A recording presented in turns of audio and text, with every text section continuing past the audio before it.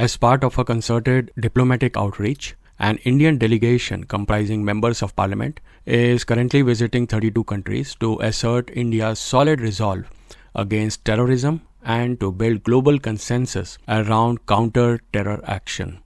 In parallel, we at Apna Radio also would like to support our diplomats and Indians across the world in engaging directly with the international community to present a clear account of the brutal Pahalgam attack and to articulate its principled, determined and proportionate response. Today, we want to contextualize India's position not just as a regional power facing persistent terror threats, but as a responsible democracy, calling for a united global stance against the forces of extremism and violence. 1995 Tokyo subway sarin attack. 1995 Oklahoma city bombing. 2001 9/11 attacks in United States. 2004 Madrid train bombing in Spain. 2005 London 7/7 bombing. 2015 Paris attack. 2016 Brussels bombing. 2016 again Nice truck attack in France. 2017 Manchester arena bombing. 2017 London bridge attack. 2017 again Westminster knife attack. 2018 Christmas market shooting in France. 2020 Vienna shooting, and the list goes on. These are some of the terror attacks the world has seen since 1995. And it is a very strong message to all cities and towns of the world, which is bearing still the scars of those terror attacks. And it is an awake of yet another terror attack in our own country, India. Unlike other countries, India has endured many more number of terrorist attacks. So, India wants to remind the world that terrorism, extremism is a shared problem, and also out of the spirit of solidarity with the victims of terror across the world. In a world still haunted by the memory of terror attacks, be it New York to Nairobi, Paris to Mumbai, the international community must recognize a stark truth. Terrorism knows no borders, and its reach continues to devastate families, societies, and entire nations. India, bearing one of the heaviest burdens of this global scourge, reaffirms its commitment to peace, justice, and responsible action in the face of persistent threats. India has endured more than 30 major terrorist attacks since 2001, and that includes 2008 Mumbai attacks, in which over 175 people from 14 nationalities were killed. The wounds of such incidents are deep and enduring. Unlike many nations that have suffered sporadic violence, India lives with a near continuous threat, often emanating from the western neighbor Pakistan. And this is a reality that deserves greater global recognition.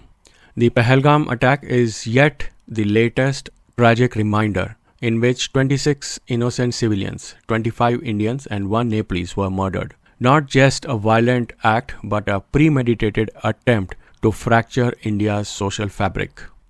The attackers were members of so-called Resistance Front, which is a known proxy of Lashkar-e-Taiba, and they targeted victims based on religious identity, forcing them to reveal their faith before execution. During the incident, one chilling case involved a Hindu professor who was spared only because he recited the Kalima, the Islamic declaration of faith. Another victim, a Kashmiri Muslim pony operator, died heroically trying to save tourists from the attackers. These accounts underscore the brutality of the act and the failure of its intended outcome to provoke sectarian violence in India. But then the opposite happened. In Kashmir, which is a 95% Muslim majority region, there was a widespread shutdown the next day in pure solidarity with the victims. Across the country, Indians of all backgrounds mourned together, grieved together. A young woman whose father was killed while walking their twin sons later recounted how 2 Kashmiri Muslim men saved her and her children, even helping her retrieve her father's body from the morgue. Those stories reaffirm the resilience and the unity of Indian people. While India's sorrow was profound, it did not succumb to rage or reckless aggression. Instead, India opted for a response that was firm, proportionate, and intelligent. On the early morning, 1 am of the 7th May, Indian armed forces carried out surgical strikes on 9 terrorist facilities across the border into Pakistan. Targets included Lashkar-e-Taiba's notorious Mudrike headquarters near Lahore, Jaish-e-Mohammed's camps in Bahawalpur and Muzaffarabad, and several other launch pads used to infiltrate terrorists into Indian territories. India's strikes were executed at the time to minimize civilian presence. Importantly, no civilian or military target or government targets were hit, and this only highlighted India's commitment to target counter-terrorism and not general war. India did communicate clearly through military channels that its operation was a one-time retaliatory action, not an escalation. And this message was simple, that India will respond to terrorism but not provoke war. But then, unfortunately, Pakistan escalated and the world saw the 88-hour conflict. Despite India's calibrated approach, Pakistan retaliated with indiscriminate shelling across the border, killing 19 civilians. And these were nuns, Sikh worshippers, and farmers. Over 59 people were injured and some were grievous injuries. Pakistan continued to follow this with drones and missile incursions, and this prompted India to respond. Therefore, on the night of 9th and 10th, Indian forces struck 11 Pakistani military targets, including an air base in Rawalpindi, which is just 1.5 kilometers from Pakistan's military headquarters. It was only after this forceful response that Pakistan initiated contact through DGMO hotline seeking de-escalation. India agreed immediately, reaffirming that its intention was not war but deterrence. A message to the terrorist.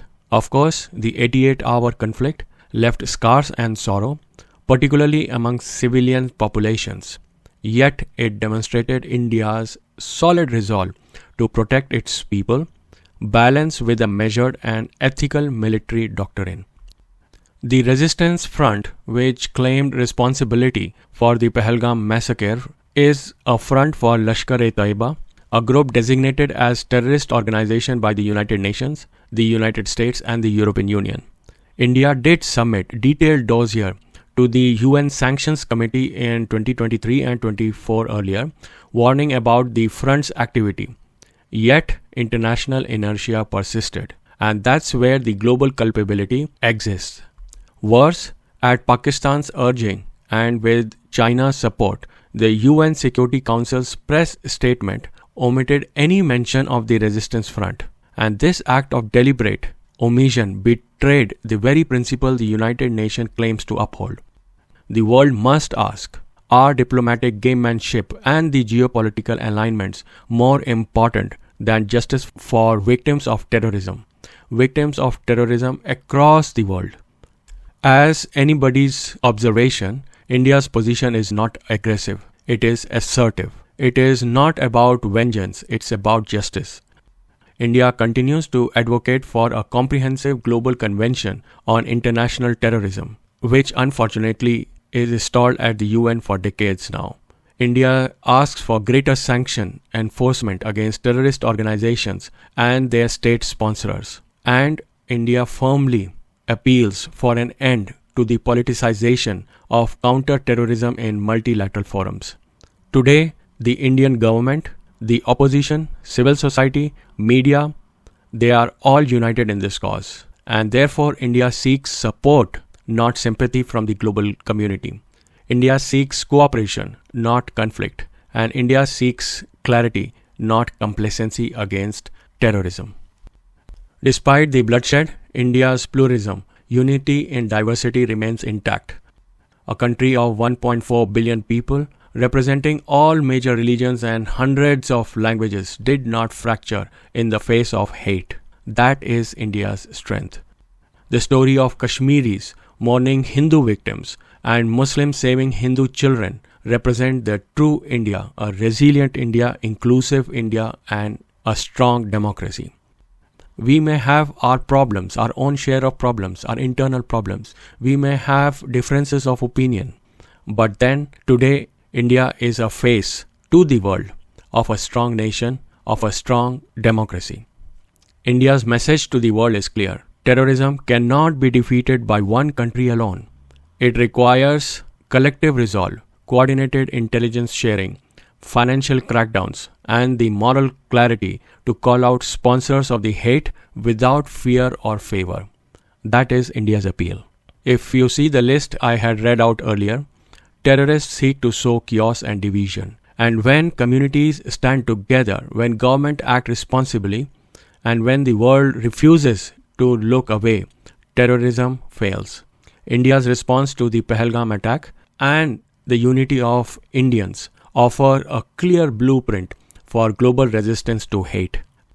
To the friends in the international community, it is an appeal from an Indian from the platforms of peace. Stand with India, stand with us, not just in grief, but in action. Action against extremism, action against terrorism.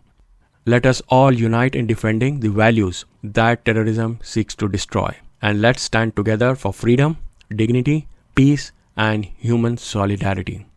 With those appeal and thoughts, I leave you until next week. We continue to support our diplomats and our national Indian resolve. Stay safe, stay informed, and dutifully ask questions. Bye for now.